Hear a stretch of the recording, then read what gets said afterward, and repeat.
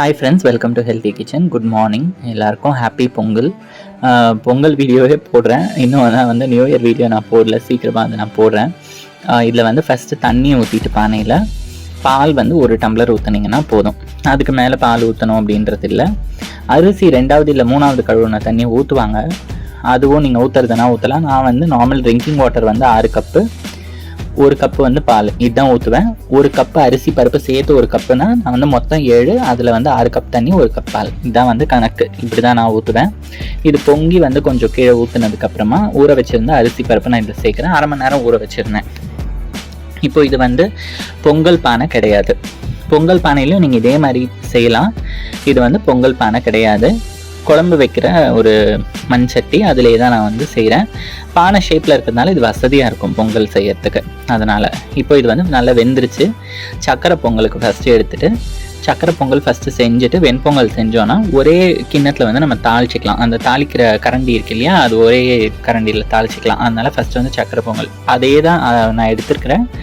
சக்கரை பொங்கலுக்கு வந்து அதில் வெல்லம் சேர்த்துட்டு அப்படியே பொறுமையாக மிக்ஸ் பண்ணிகிட்டே இந்த 2 நிமிஷம். மீன்வைல் நான் என்ன பண்ணேன்னு பார்த்தீங்கன்னா, முந்திரி திராட்சை மட்டும் நெய்யில் தாளித்து இதில் கொட்டிட்டேன். இது வந்து ஃபுல்லாக நெய் கிடையாது. 5 டேபிள் ஸ்பூன் நெய், 2 டேபிள் ஸ்பூன் எண்ணெய், 2லேருந்து 3 டேபிள் ஸ்பூன் எண்ணெய் நீங்கள் வந்து ஊற்றிக்கலாம்.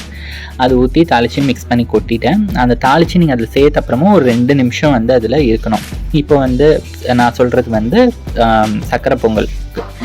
இப்போ வந்து வெண்பொங்கலுக்கு தாளிச்சிட்ருக்கேன். இதுக்குமே பார்த்தீங்கன்னா நல்ல அந்த எண்ணெயும், இதுக்கு வந்து 5 ஸ்பூன் எண்ணெய், 2 ஸ்பூன் நெய் அப்படி ஊற்றுனேன்.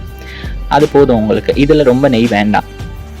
இப்போ இது வந்து நல்லா சூடானதுக்கப்புறம் சிம் பண்ணிவிட்டு எல்லாத்தையும் போட்டு நல்லா பொரிய விட்டுட்டு அதுக்கப்புறமா நீங்கள் இதில் சேர்த்து மிக்ஸ் பண்ணி மூடி வச்சிட வேண்டியது தான். அது வந்து சிம்லேயே வச்சு நீங்கள் ஒரு 2 நிமிஷம் போல் நல்லா அதை வந்து நீங்கள் பொரிய விட்டிங்கன்னா அது நல்லாயிருக்கும். பொங்கலும் எப்படி வந்திருக்கு பாருங்கள், அப்படியே அதில் ஒட்டாமல் விழுந்துருச்சு. அந்தளவுக்கு சாஃப்டாக அது வெந்திருக்கணும். அப்போ தான் பொங்கல் வந்து ரொம்ப டேஸ்ட்டாக இருக்கும். பால் ஊற்றுறோமே அப்படின்னு நீங்கள் நினச்சிங்கன்னா அதில் ஒரே ஒரு இது என்னென்னா, சாயந்தரத்துக்குள்ளே நீங்கள் அதை சாப்பிட்டு முடிச்சிடணும், இல்லைனா கெட்டு போகிறதுக்கு வாய்ப்பு இருக்குது. ரொம்ப லேட் ஆகிட்டதுனால நான் ஃபாஸ்ட்டாக செஞ்சுட்டு இருந்தேன். சட்னி சாம்பார் வச்சதெல்லாம் நான் வீடியோ எடுக்கல. பொங்கல் வச்சது மட்டும் எடுத்து காமிச்சிருக்கேன். இதுதான் நான் செஞ்சுருக்கேன், தேங்காய் சட்னி சாம்பார். இதுதான் வந்து பொங்கலுக்கு நான் செஞ்சது. இதே மாதிரி நீங்கள் பொங்கல் வந்து பானையில் செய்ய விருப்பப்பட்டீங்கன்னா ஸ்டீல் பானையில் கூட செய்யலாம். செஞ்சு பார்த்து உங்கள் ஃபீட்பேக் கமெண்ட் சொல்லுங்கள். தேங்க்யூ.